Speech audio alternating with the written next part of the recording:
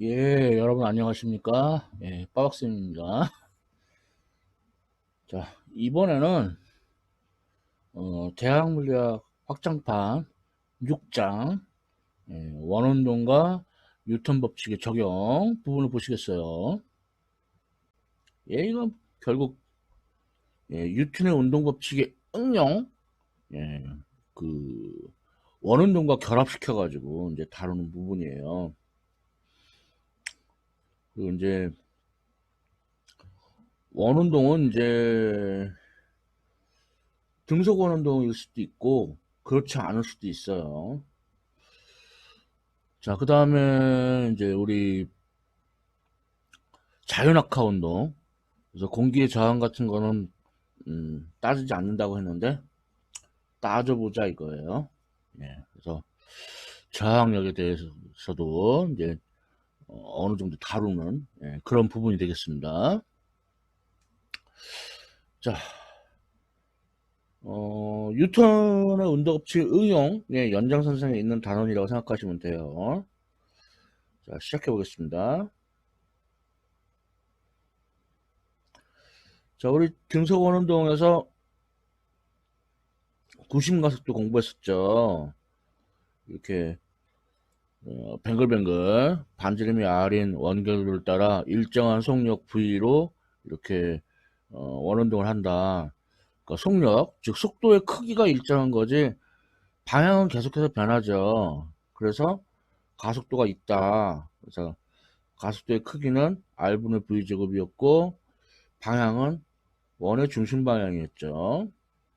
뭐 또는 뭐 주기를 사용하면은 주기네. 그러면 t제곱분의 4파이제곱 r이라는 이제 이제 대안이 될 수 있는 공식도 있다는 거 얘기했었고, 예, 이 구심 가속도에다가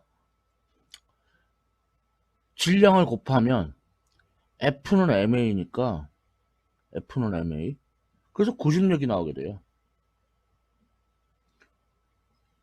예, 그래서 m r분의 v제곱 또는 뭐 주기를 사용하면은 t제곱분의 4파이제곱 mr 이렇게 쓸 수가 있겠죠.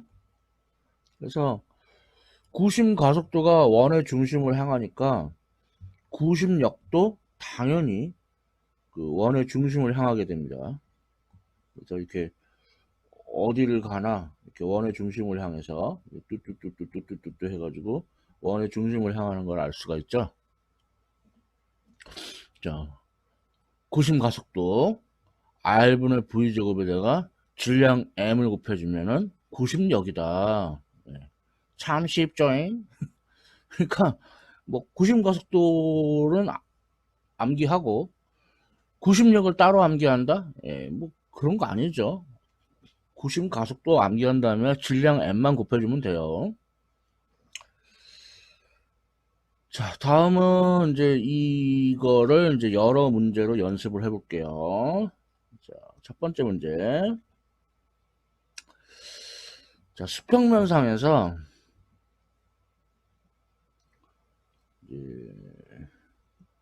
어떤 점에 이렇게 밧줄로 물체가 묶여가지고 붙어가지고 등속 원운동을 하고 있어요. 근데 이제 너무 빨리빨리 회전을 하면은 밧줄이 끊어질 수가 있겠죠. 그러니까, 속력의 최대값이 존재한단 말이에요. 예, 그것을 구하래요. 자, 그러면은 장력이 90력 역할을 해요. 장력이 90력, 질량 곱하기 90가속도 R분의 V제곱. 자, 그래서 여기서 속력 V를 구해보면은 루트 N분의 RT. 그러면 R, 원운동 반지름이 1.50m라고 그랬고, 장력의 최대값이 50.0N이래요. 그 다음에 질량은 0.500kg이라고 합니다. 그래서 계산기 두드려 보면 12.2m/s가 나와요. 그러니까 이게 최대 속력이에요. 이거보다 더 빠르게 운동을 하면은 밧줄이 버티지 못하는 장력이 작용해서 밧줄이 끊어져 버려요. 예, 그래서 이 예제는 이제 90력 문제, 아주 쉬운 축에 속하는 그런 예제죠. 자, 슬슬 좀 더 어려워져 봅시다. 다음 문제.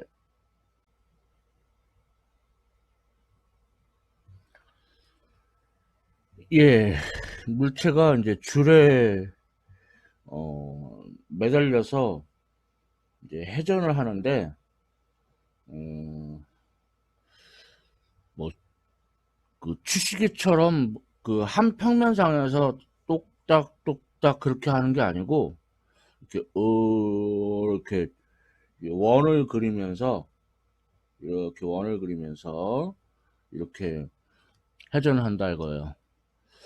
그러면 그 줄이 마치 꽃과 알콘처럼 이렇게 그런 그 도형을 형성하게 되죠.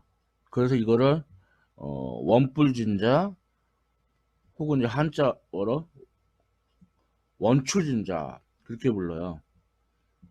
예, 그거에 관한 문제인데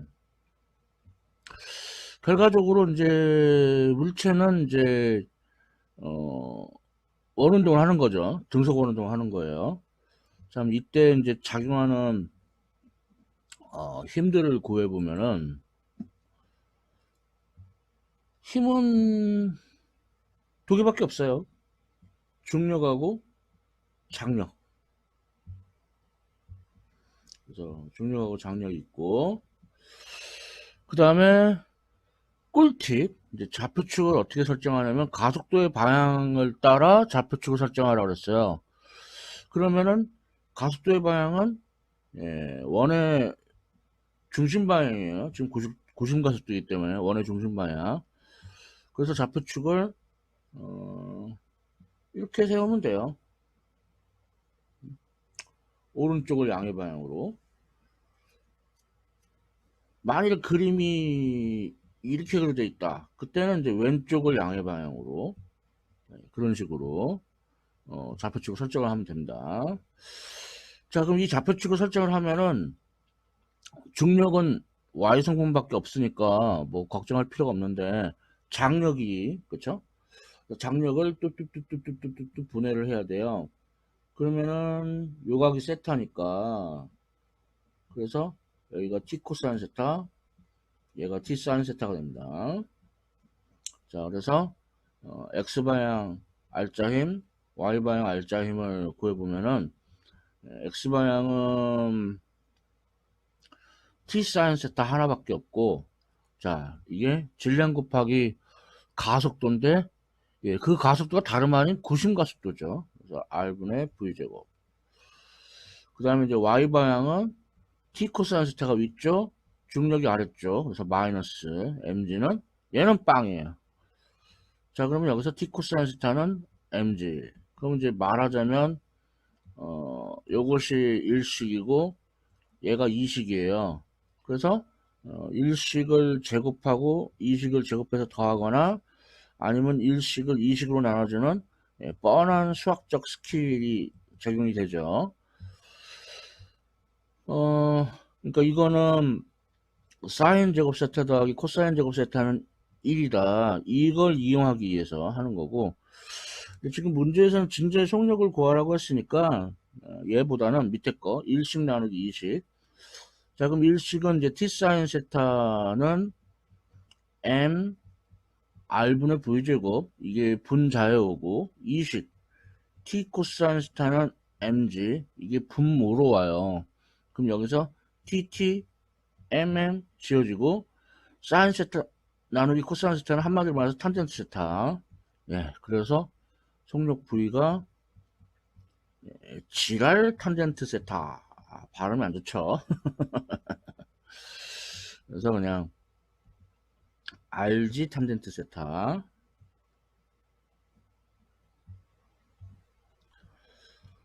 자, 그런데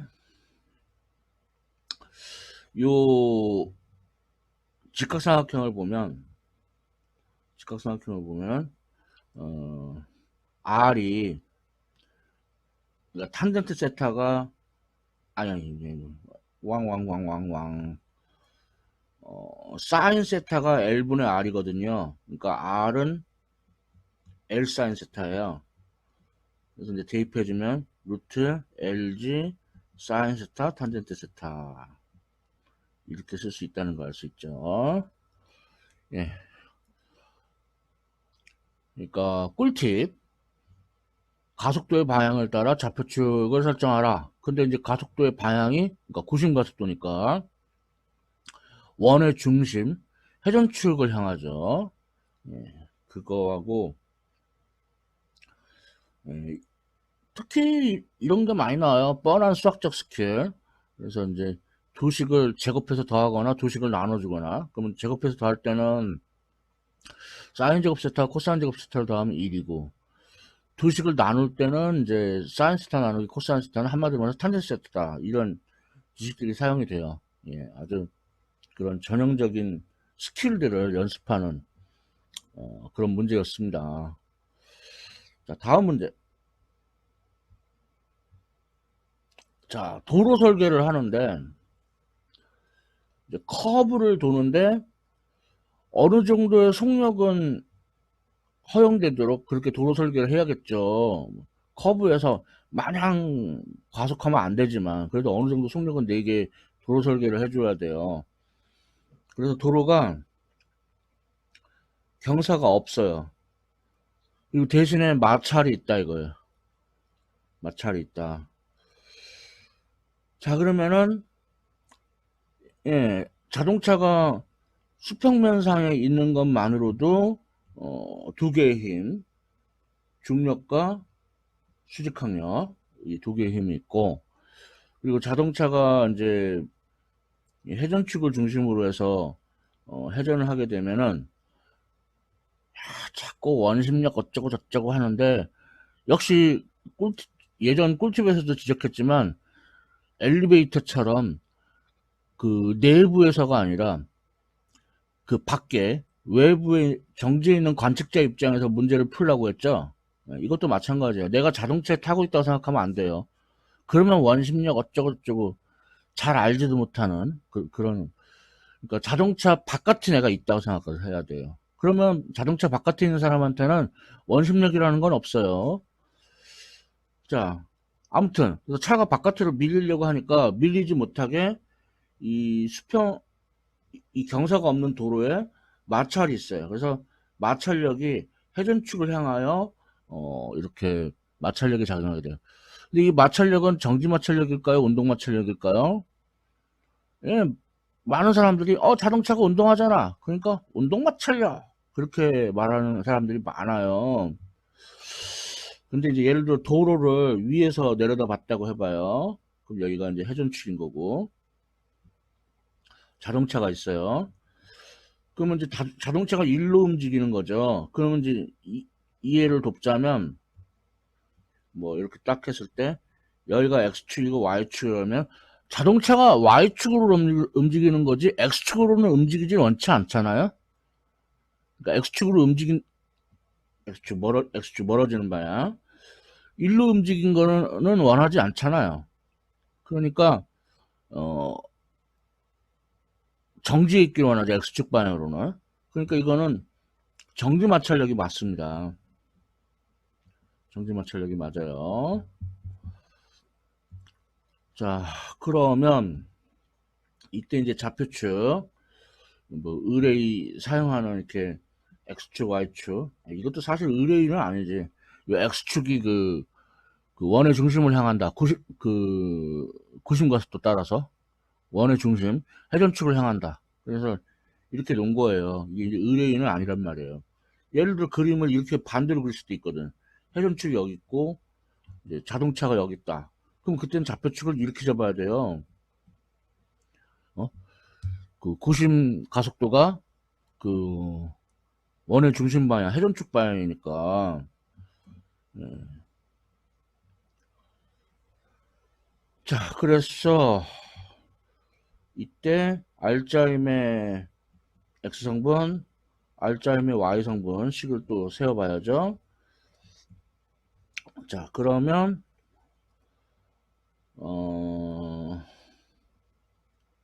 X성분은 네, 정지마찰력 하나밖에 없고 이것이 구심력이에요. 질량 곱하기 구심가속도.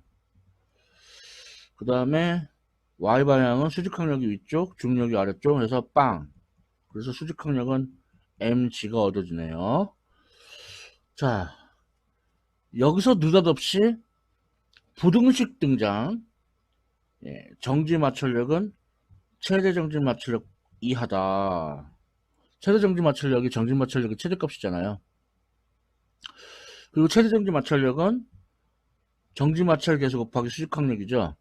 여기다가 앞에서 구한 걸 대입해요. 정지마찰력 m r분의 v제곱, 수직항력 mg. 그랬더니 m 지어져 가지고 정지마찰계수 μs가 지랄분의 v제곱. 발음이 안 좋네. rg분의 v제곱 이상이 돼야 된다 이거예요. 자, 그러면 이제 문제에서는 자동차의 속력이 지금 마찰 계수 구하라는 게 아니고 마찰 계수는 정해져 있고 최대 속력을 구하래요. 그러니까 μs가 μs도 써놓기는 하고 지금 최대 속력 구하래요. 그러면 V는 루트 μs rg 이게 최대 속력. 최대 속력인데 부등호가 반대네.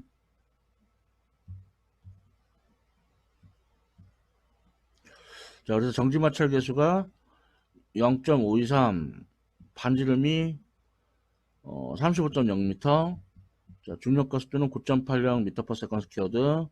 그래서 계산기 두드려 보면 13.4 m/s. 예. 이 도로는 정지마찰 계수가 0.523이기 때문에 13.4 m/s까지 속력을 낼 수가 있어요. 그래서 이제 도로 설계할 때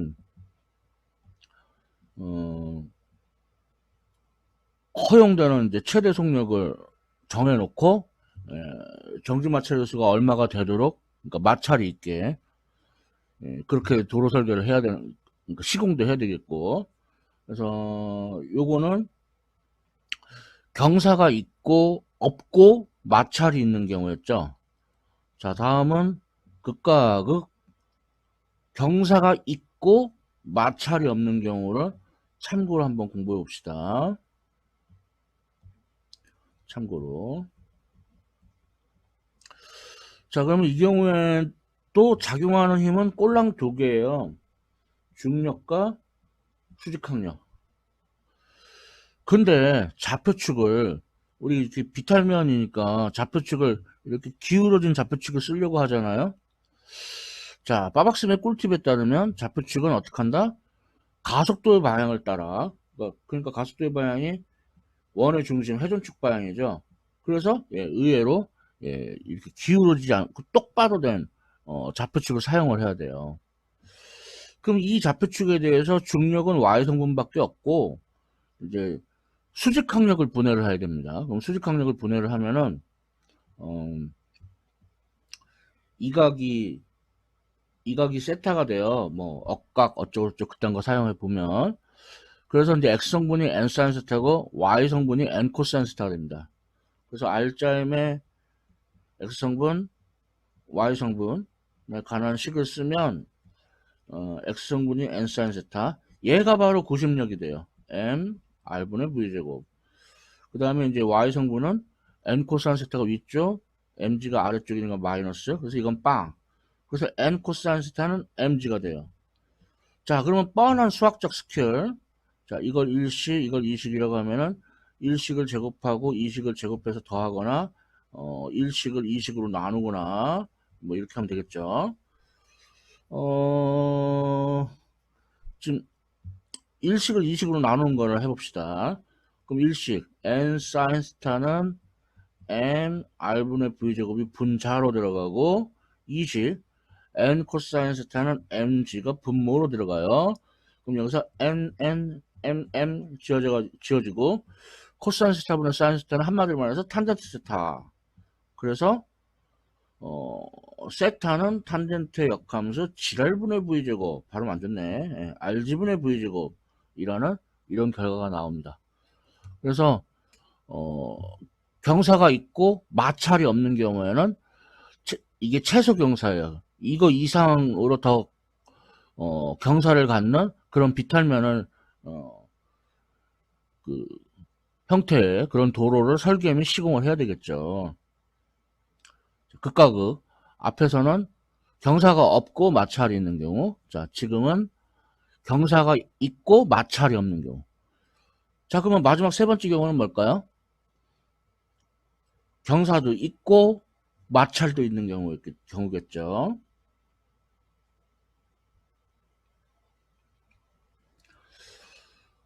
자, 이것도 이제 참고로 얘기 드리는 거예요. 자, 그러면 이때 이제 작용하는 힘은 이 경우에는 이제 마찰이 있으니까 조금 얘기가 다르죠. 그래서 중력하고 수직항력 말고도 마찰력은 이렇게 비탈면 아래로 작용을 해요. 이렇게. 그리고 이제 좌표축은 가속도, 구심 가속도를 따라서 원의 중심, 그러니까 회전축을 향하게 이 좌표축을 설정을 해야 돼요. 자, 그렇게 하면은 이제 요 각도가 얘가 세타니까 이제 뭐 수직항력 분해하는 건 앞서 얘기했었고 n 코사인 세타, n 사인 세타. 예, 정지 마찰력도 분해를 해야 돼요. 그래서 그러면 이제 각도가 여기가 세타가 돼. 여기가 세타가 되니까 정지 마찰력이 요 위에 게 fs 코사인 세타, 아래가 잘 보이지 않는데 아무튼 요쪽이 정지 마찰 fs에다가 사인 세타 곱한 거 이렇게 돼요.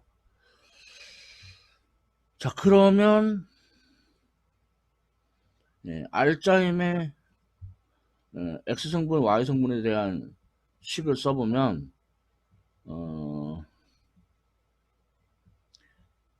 그 N 사인 세타 말고도 FS 코사인 세타 요것도 이제 얘네가 구심력이 돼요. 그래서 M R분의 V제곱. 그 다음에 이제 Y성분은 N 코사인 세타가 위쪽, FS 사인 세타가 아래쪽이니까 마이너스, 중력도 아래쪽이니까 마이너스 해서 mg는 빵 이렇게 됩니다. 이제 그 다음은 이제 좀 계산이 있는데 그런 것까지 지금 다 제가 할 생각은 없고요. 결과만 얘기 드리면은 이때 경사각 세타는 아까 경사가 있고 마찰이 없는 경우에 경사각 세타가 탄젠트 역함수 rg분의 v제곱이라고 했잖아요. 얘는 마찰력이 있기 때문에 이거보다 좀 작아집니다. 이거보다 좀 작아지는데 그 각도를 세타 s라고 하면은 이 세타 s에다가 탄젠트를 취하면 이게 그 정지 마찰 계수와 같아요. 예, 되게 신기한 결과가 나오죠. 예.